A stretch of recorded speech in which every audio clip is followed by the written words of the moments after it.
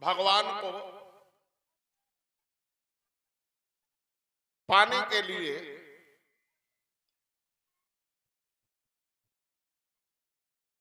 कई स्त्रियों ने प्रयास किया, कई महिलाओं ने, और संयोग आप देखिए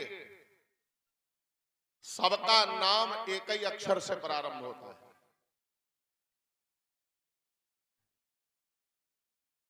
भगवान को सीता जी ने पाने की इच्छा की। सीता जी की राशि है कुंभ, और उसके बाद में भगवान को शूर्पणखा मिली, उसकी राशि भी कुंभ है।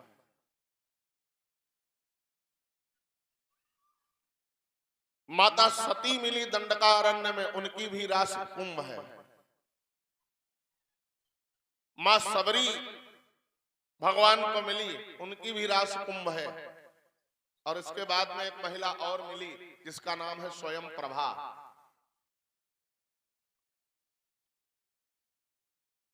माता जानकी ने भगवान को परीक्षा से प्राप्त किया।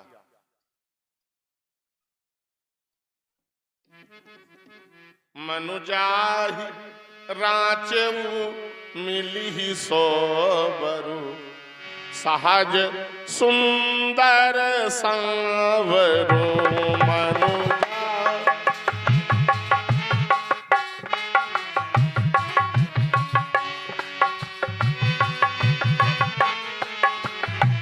मनुजाहि मिली सोबरु, सहज सुंदर सांवरो।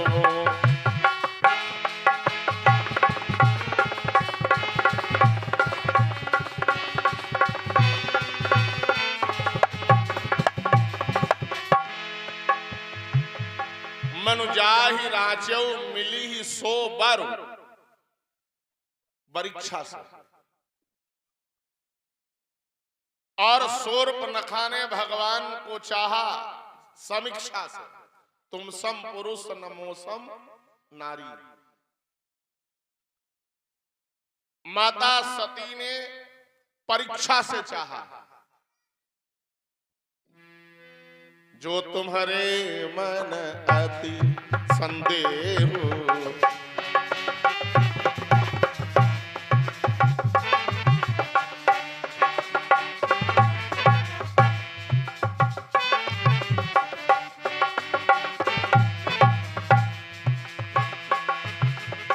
जो तुम्हारे मन अति संदेह, जो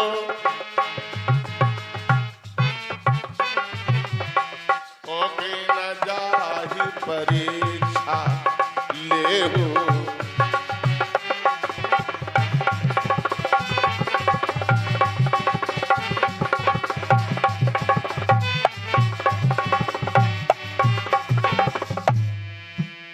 परीक्षा। और स्वयं प्रभा ने भगवान को चाहा तितिक्षा से। चर्चा चल रही है मां सबरी की। मां सबरी ने भगवान को प्राप्त किया प्रतीक्षा से।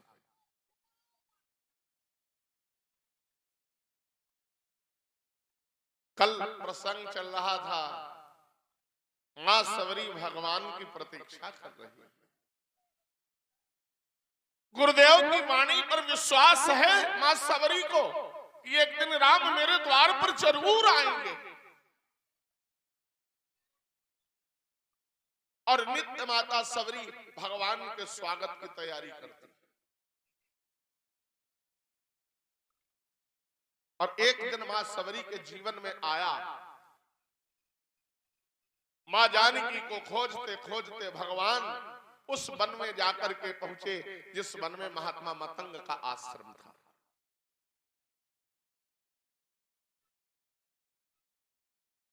कुछ महात्माओं ने भगवान को देखा, तो भगवान से निवेदन किया, प्रभु आप हमारी कुटिया पवित्र कर दीजिए। भगवान ने कहा, हम यहां किसी की कुटिया पवित्र करने के लिए नहीं आए हैं, मैं अपनी मां को खोज रहा हूं। लक्ष्मण जी ने मन में विचार किया कि जानकी जी के हरण के बाद में भाई साहब का दिमाग विक्षिप्त हो गया है, और जिनको मैं मां बोलता हूं वे इनकी तो सहधर्मिणी है, और ये महात्माओं से कह रहे हैं मैं यहां वन में तुम्हारी कुटिया पवित्र करने के लिए नहीं, अपनी मां को ढूंढने के लिए आया। अरे इन्हें कहना चाहिए मैं इस वन में अपनी भार्या सीता को ढूंढने के लिए आया। और लक्ष्मण जी के मन में जो ही ये भाव बना, भगवान तो अंतर्यामी हैं, भगवान सब जानते हैं। भगवान ने कहा, नहीं लक्ष्मण, सीता की खोज का तो बहाना है, सीता की खोज का तो बहाना है, इस राम को मां सबरी के द्वार पर जाना है। बताओ मेरी मां की कुटिया कहां है? महात्माओं ने मन में विचार किया, इस पूरे जंगल में एक ही स्त्री रहती है, वो भीलनी।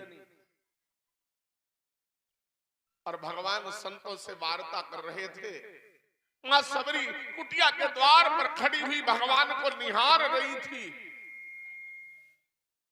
और जो ही भगवान का दर्शन हुआ, दर्शन करने के बाद में सबरी ने अपनी आंखें बंद कर ली। और मां सबरी ने जब अपनी आंखें बंद कर ली तो लोगों ने सबरी से पूछा, सबरी तो कितनी पागल है, जिनके दर्शन की तूने 10,000 वर्ष प्रतीक्षा की, वे सामने खड़े हैं और तूने अपने नेत्र बंद कर लिए, अब तो जी भर के दर्शन कर ले। मां सबरी ने उत्तर दिया, प्रतीक्षा की, भगवान आए। तुलसीदास जी संकेत करते हैं, सबरी देख राम ग्रह आए। आए और संसार का एक सिद्धांत है, आया है सो जाएगा, यह तो जगी की रीत। जो आया है वो जाएगा जरूर, ये संसार का सिद्धांत है। और राम जी आए हैं, सवरी देख राम गृह, और आए हैं तो जाएंगे जरूर।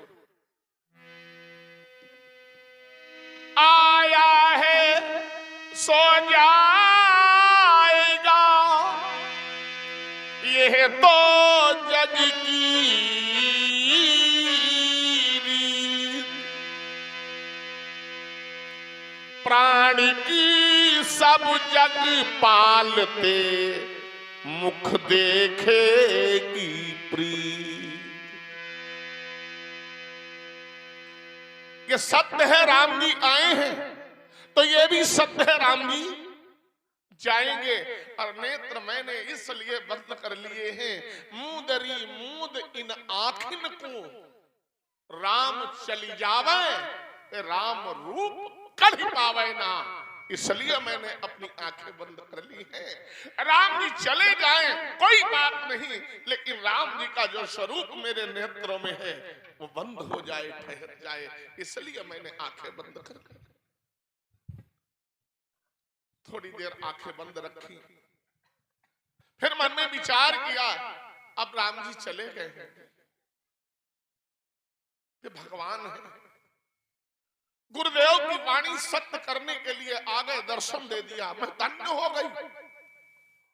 लेकिन ज्यों ही मां सबरी ने अपने नेत्र खोले तो क्या देखती है, राम लक्ष्मण माता सबरी के द्वार पर खड़े।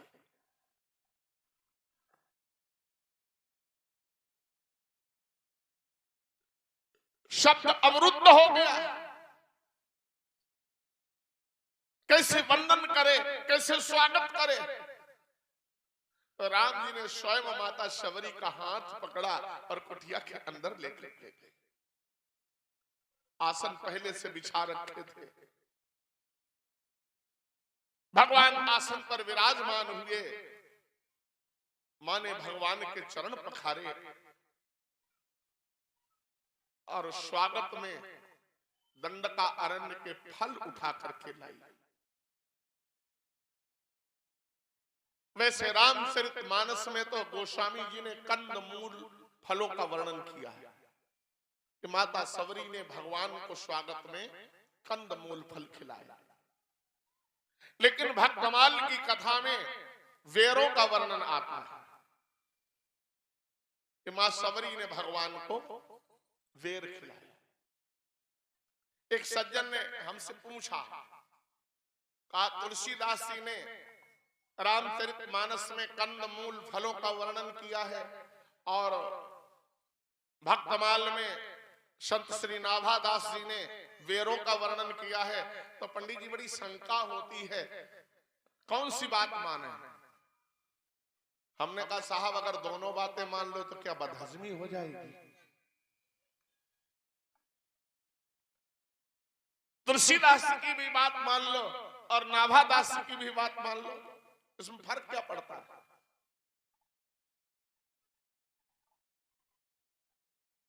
भगवान के सामने फलों की डलिया रखी है, निवेदन किया माता सबरी ने, प्रभु भोग लगाओ। भगवान ने एक फल उठाया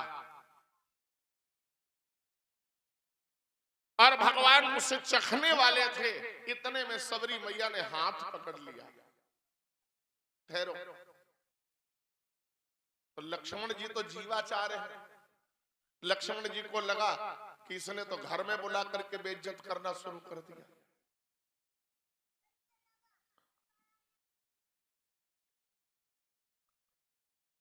आप हमें अपने घर बुला करके ले चलो महाराज, चलो चाय पी लो। हम आपके घर पहुंचे, टेबल पर चाय नमकीन बिस्किट सब सजा के रख दिया गया और आपने हमसे आग्रह भी किया महाराज प्रारंभ करो, और हम जैसे कप उठा करके मुंह तक लाए आप हाथ पकड़ लो रुको, तो हमें तो यही लगेगा कि बुला करके बेइज्जत कर रहे हैं। लेकिन मां सबरी का भाव देखिए आप। मां सबरी ने भगवान का हाथ इसलिए पकड़ लिया कि अगर कहीं खट्टा हुआ तो मेरे राम जी के मुख का स्वाद बिगड़ जाएगा, इसलिए हाथ पकड़ा। और पहले उस फल को चखा। मीठा होता है तो भगवान को दे देती है और खट्टा होता है तो फेंक देती है। और भगवान भी बड़े भाव से चाव से मां सबरी के चखे हुए वे फल खा रहे हैं। आप जरा विचार करो, इतना दयालु और कौन हो सकता है, इतना कृपालु और कौन हो सकता है। को उदार जग माही ऐसो, को उदार जग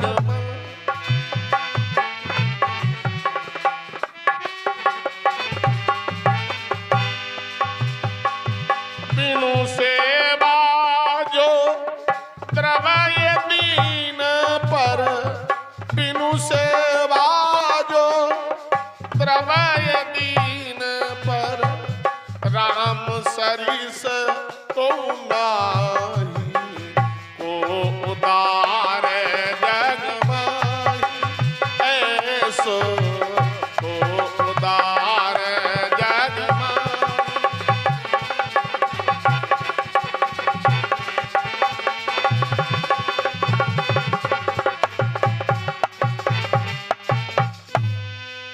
इतना और कौन उदार हो सकता है।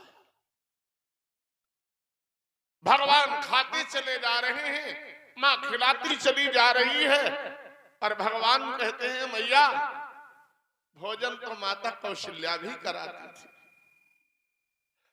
भोजन तो जनकपुर में माता सुनैना ने भी कराया, लेकिन अगर राम को तृप्ति मिली है तो आज तेरे हाथ से इन फलों को खा करके। अब लक्ष्मण जी मन में विचार करें, मान लिया प्रेम है, अच्छी बात है, लेकिन क्या किसी का जूठा खाया जा सकता है? भगवान समझ गए। भगवान ने तुरंत लक्ष्मण जी से कहा, लक्ष्मण तुम भी खाओ। तो मां सबरी ने कहा, हाँ हाँ, अरे मैं तो भूल ही गई भैया, लक्ष्मण आप भी फल खाइएगा। और माता सबरी ने उसी क्रिया से फल चखा और लक्ष्मण जी को पकड़ा दिया। अब लक्ष्मण जी मन में विचार करें, हिम्मत नहीं जुटा पाए कि इसे खाएं। तो लक्ष्मण जी ने भगवान की नजर बचा करके उस फल को फेंक दिया। लक्ष्मण जी ने ले लिया दलिया में से एक, नजर बचा श्री राम की, दिया उसे था फेंक।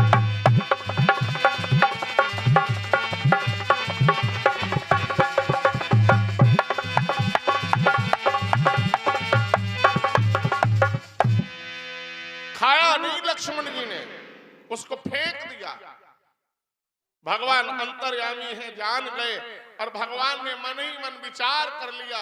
ऐसा संत जन कहते हैं कि भगवान ने मन ही मन विचार कर लिया, लक्ष्मण तुमने ये फल नहीं फेंका है, तुमने हमारी एक भक्त की श्रद्धा का अनादर किया।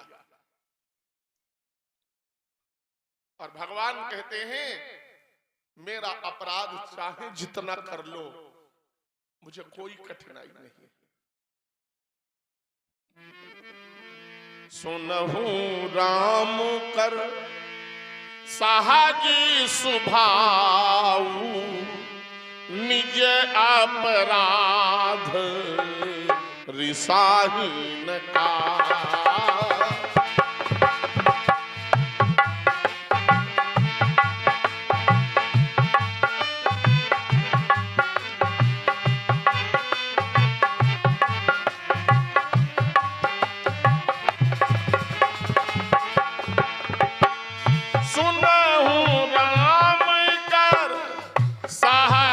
स्वभाव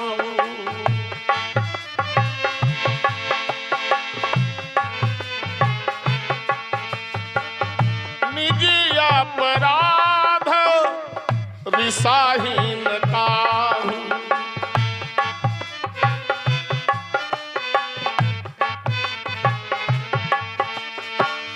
जो अपराध भगत कर करई, अपराध भगत कर करई, राम रोष पावक सोई जरई।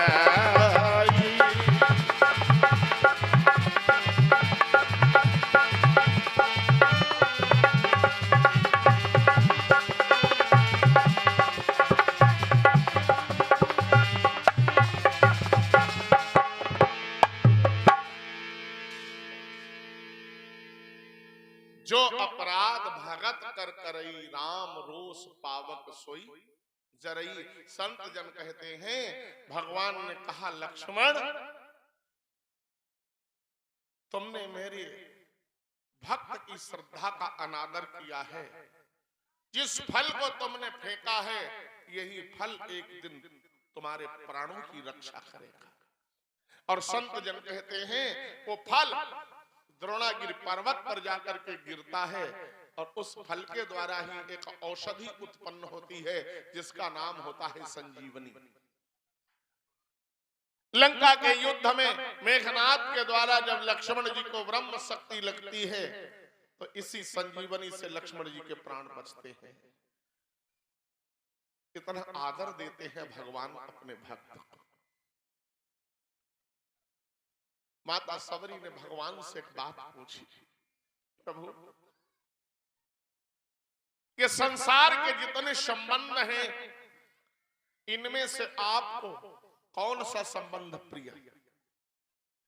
बड़े ध्यान से सुनना। मां सबरी ने कहा, प्रभु ये संसार के जितने संबंध हैं इनमें से कौन सा संबंध आपको प्रिय है? मां का संबंध प्रिय है, पत्नी का संबंध प्रिय है, बहन का। भगवान कहने लगे, मां अगर ये संबंध मुझे प्रिय होते तो मैं अयोध्या छोड़ करके वन में नहीं आता। तो प्रभु आपको कौन सा संबंध प्रिय है? कौन सा रिश्ता मानते हो, कौन सा नाता मानते हो? तो भगवान कहने लगे, मैया मैं सिर्फ एक नाता मानता हूं।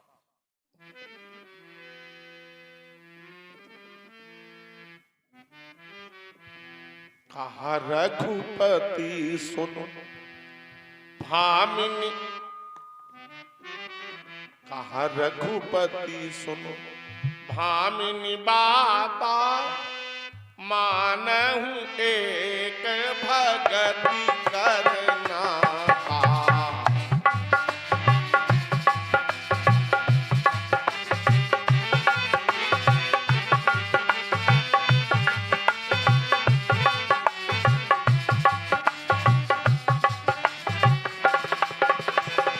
कहा रघुपति सुन भामिनी बाता, मानहु एक भगति करना।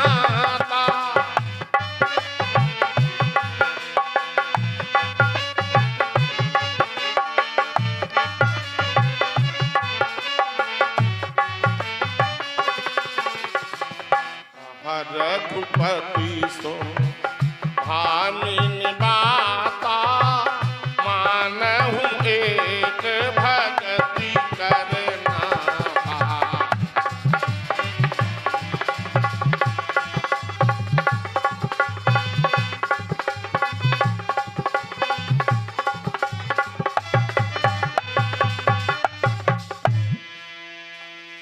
मां, मैं अगर कोई रिश्ता कोई संबंध मानता हूं तो वो भक्ति का संबंध मानता हूं। माता सबरी ने कहा, प्रभु भक्ति क्या होती है ये तो मैं जानती नहीं। तब मां सबरी के आग्रह पर भगवान श्री राम ने माता सबरी के समक्ष 9 प्रकार की भक्तियों का वर्णन किया। और कथा के प्रेमी जन एक बात बड़े ध्यान से समझ लेना, भगवान ने माता सबरी को 9 प्रकार की भक्ति बताई तो इसका अर्थ ये नहीं है कि भगवान की भक्ति 9 प्रकार से ही होती, लेकिन प्रायः मंचों से भी उद्घोष कर दिया जाता है कि भगवान की भक्ति 9 प्रकार की। 9 प्रकार की भक्ति का वर्णन माता सबरी के समक्ष भगवान ने किया है। इसका अर्थ ये नहीं है कि भगवान की भक्ति 9 प्रकार से ही की जाती है।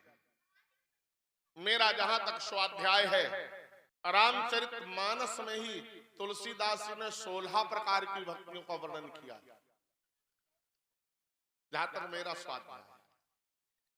और श्रीमद् भागवत महापुराण में प्रहलाद जी के प्रकरण में श्री सुखदेव भगवान ने 9 प्रकार की भक्तियों का वर्णन किया। श्रवणम कीर्तनम विष्णु स्मरणम पाद सेवनम अर्चनम वंदनम दास्यम शक्य आत्मनिवेदनम। जैसे मैं 1-2 उदाहरण देता हूं आपको। भगवान श्री राम जी ने केवट को कौन सी भक्ति प्रदान की? आप पढ़िए दोहा। बहुत कीन प्रभु लखन सिय नहीं कछु केवट ले, विदा कीन करुणा यतन भगति विमल बर दे।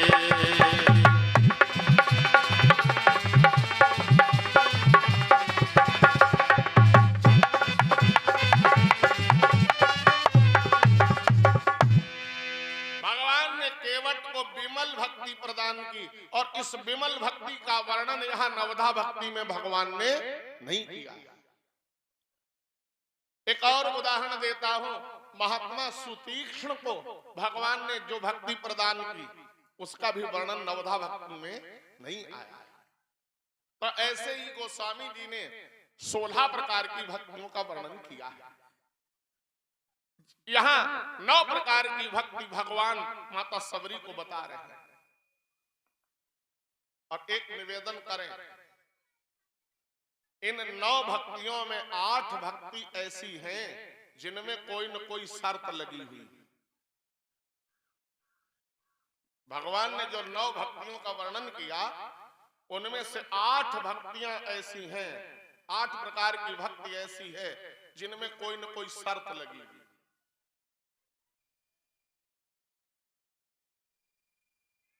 जैसे 5वीं भक्ति क्या है?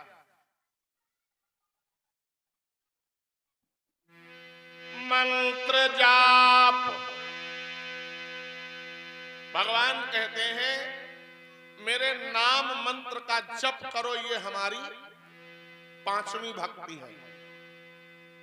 लेकिन शर्त क्या है इसमें?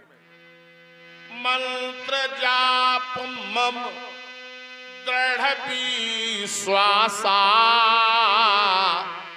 पंचम भजन सुवेद प्रकाशा।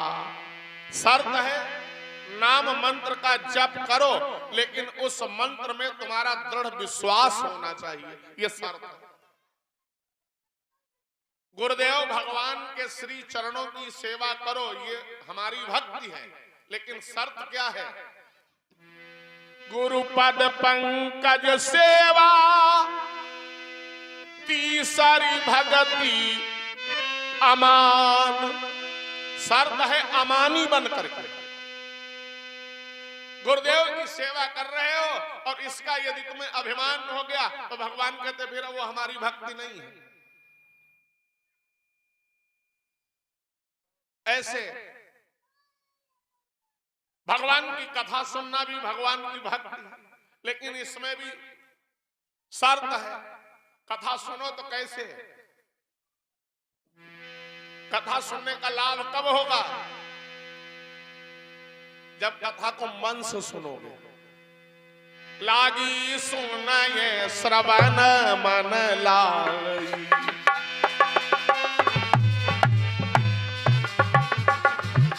लागी सुनाए श्रवण मन लाई।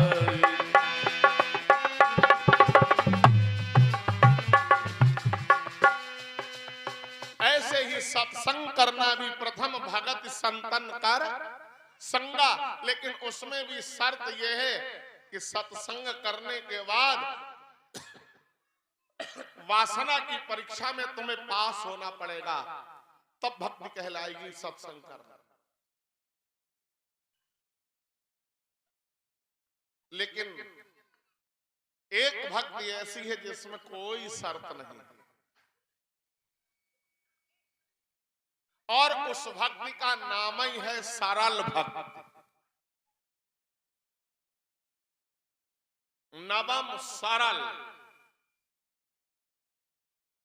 और देखो कितनी अद्भुत बात, ये सरल शब्द बोलने में भी सरल है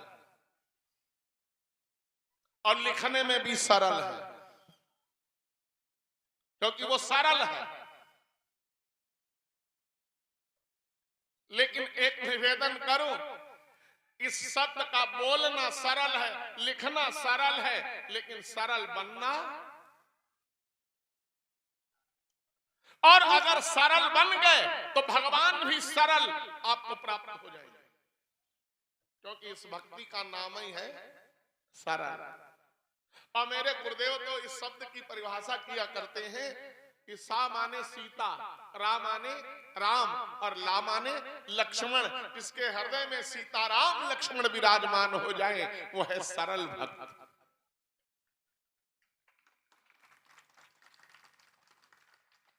और सरल की पहचान क्या है? इसी पंक्ति में गोस्वामी जी ने सरल की पहचान बताई।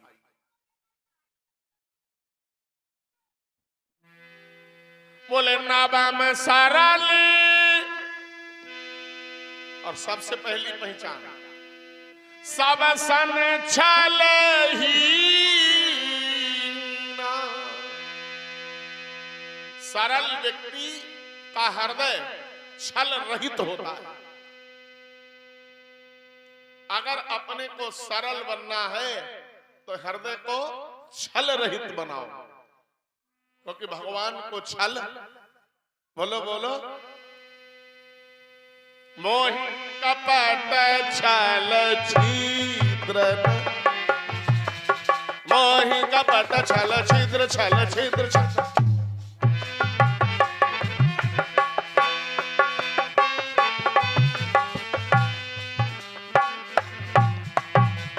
राम ही केवल, राम ही केवल प्रेम प्यारा, राम ही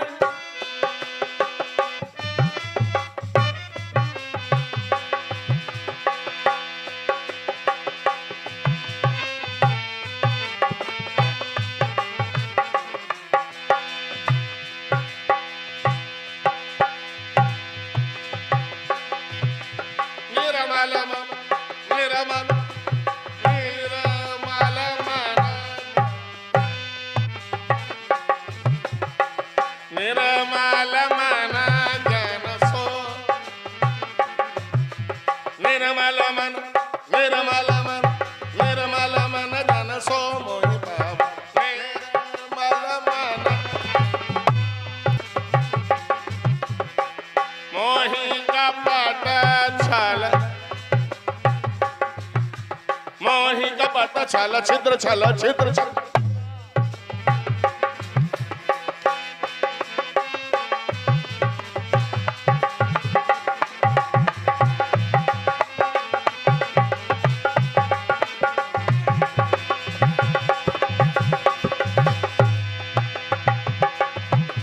मोहि कपट छल छिद्र, छल छिद्र छल।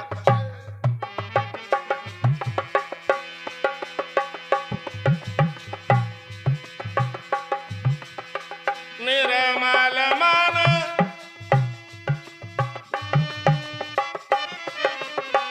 निर्मल मन जन सो मोहि पावो, मोहि कपट छल, मोहि कपट छल छिद्र, छल छिद्र छल।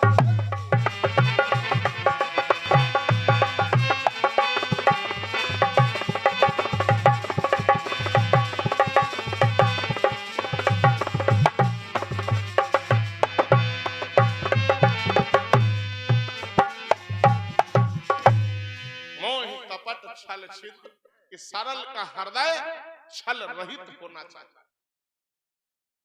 दूसरी पहचान,